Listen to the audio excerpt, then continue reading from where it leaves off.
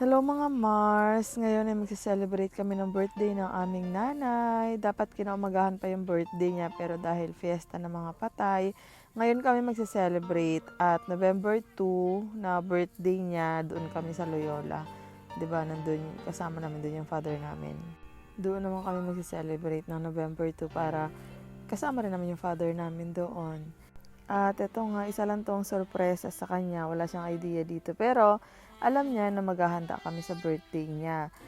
Kinausap siya ni kuya na okay lang ba sa'yo na November 1 tayo magse-celebrate ng birthday mo. Kasi ang birthday niya ay November 2. At sa November 2 ay doon tayo sa Loyola kay tatay. Pumayag naman siya. Pero wala siyang idea na ganito. Maraming rumors na nakakarating sa kanya. Mali-mali naman yung venue, mali-mali yung na ate may surprise sa'yo yung mga anak mo ha, gano'n. At syempre nagbutuhan pa kami magkakapatid dito kung magse-celebrate kami ng birthday niya or ipapagamot namin siya. At yun nga, yung kuya ko nagsabi na dahil 60 niya, hindi pwedeng hindi handaan at kailangan talagang mahandaan siya dahil minsan lang. At gusto talaga siya ni kuya handaan dahil 60th birthday niya nga. At syempre panganay namin siya kaya susunod kami. At naging successful naman siya at naiyak rin siya, natuwa na ano lang yan, family lang talaga. First family lang talaga yung pinang-invite. Walang friends, bilang lang, friend lang ng mga kapatid ko. At yung friend ng nanay namin, mga katrabaho niya sa office, yun, invite din namin. Yung mga close niya lang talaga kasi ano lang talaga yung celebration na yan, for family lang talaga yan. Kaya pasensya sa mga hindi na-invite, bawi na lang kami sa sunod.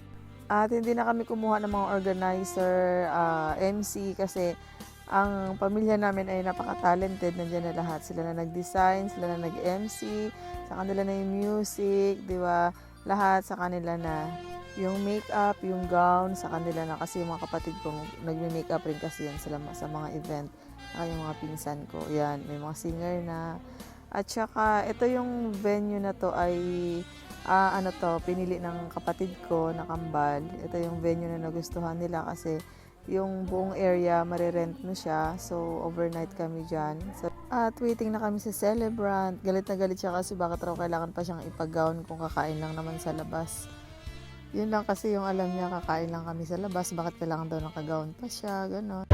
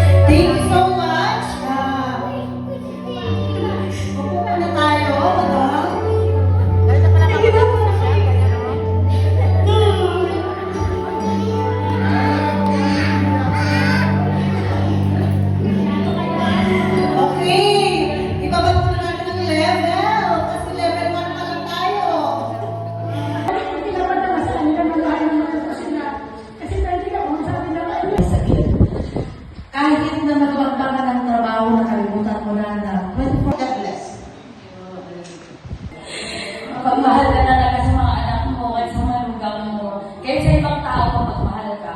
Wala akong masasabi. Yun lang, maraming salamat. Dalawa yung mic ko. Happy birthday. Ingat ka palagi.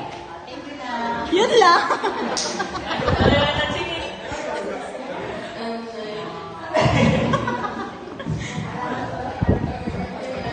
May mic! May mic!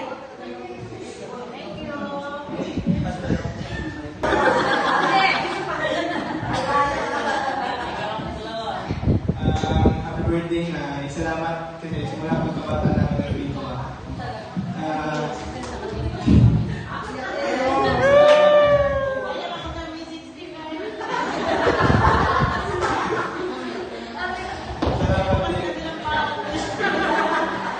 Salamat din kaya hindi ako kahirap yung buhay. Hindi mo kami pinubayaan sa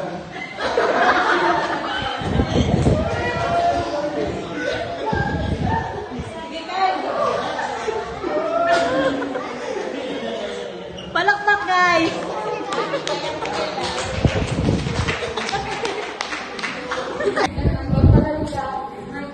Mamay tayo!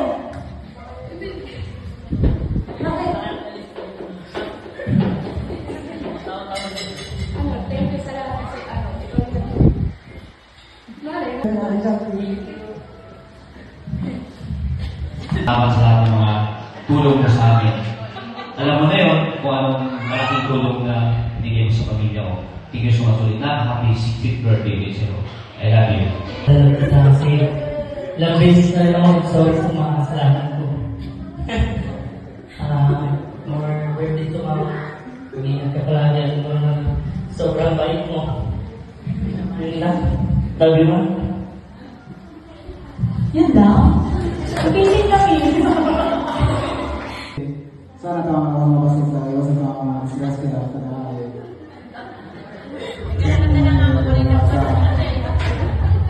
Sana dahil sa mga takot mo, sana tama mo na ito. Happy birthday po sa lahat ko.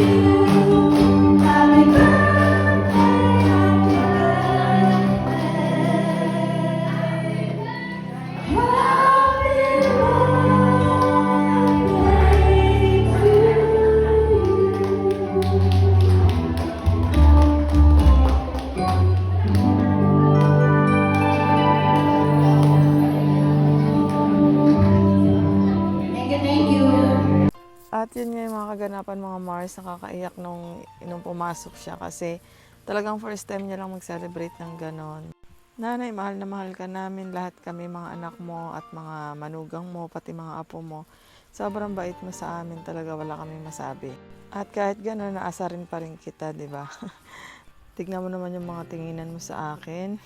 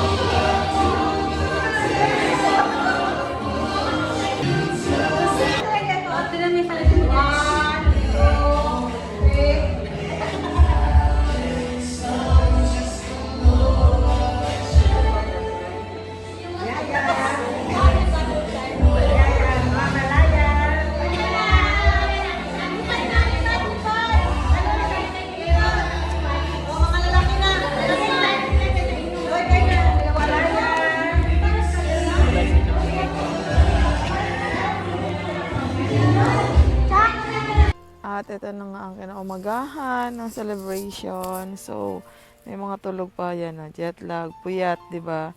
At ito, bababa na ako. Yan si kuya ko. At ito sila, happy family. Di ba? Breakfast sila.